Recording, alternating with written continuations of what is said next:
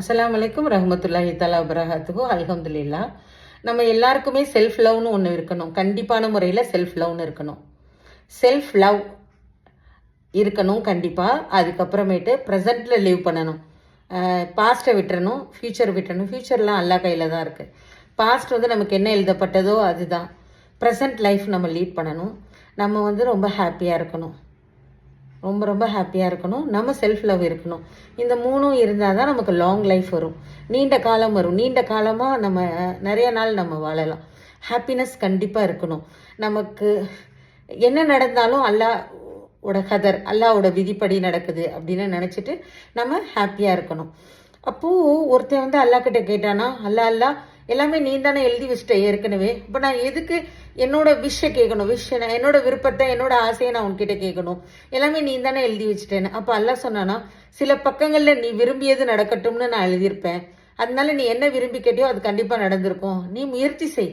நம்ம முயற்சி செய்யணும். அல்லா என்ன சொல்கிறான்னா, ஒட்டகத்தை கட்டி போடு, அதுக்கப்புறம் அதுக்கு பாதுகாப்பு கொடு. கட்டி போடாமல் விட்டுட்டு அல்லா பார்த்துப்பான். நீ கட்டி போடு, அப்புறம் என் மேல் நீ என்னோட பாதுகாப்பை நீ வை, நானும் பாதுகாப்பு பண்ணுறேன்.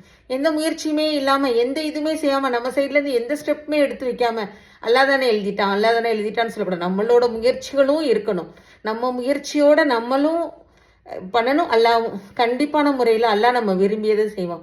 அப்படி நம்ம விரும்பியது நடக்கலைனாலும் அல்லாவோட விருப்பம்னு நினச்சிட்டு நம்ம போகணும். எந்த எக்ஸ்டென்ட்டில் எது நடந்தாலும் நம்ம ஹாப்பியாக இருக்கணும். உயிர் போகல, உயிர் நம்மக்கிட்ட இருக்குல்ல, நம்ம உயிர் ஒன்றும் போயிடல. நம்ம உயிர் நம்மக்கிட்ட இருக்கு. இழக்கிறது என்ன? பணம், பொருள் இழக்கிறோம். அது இழந்தாலும் அது அல்லாஹ் கொடுத்தது.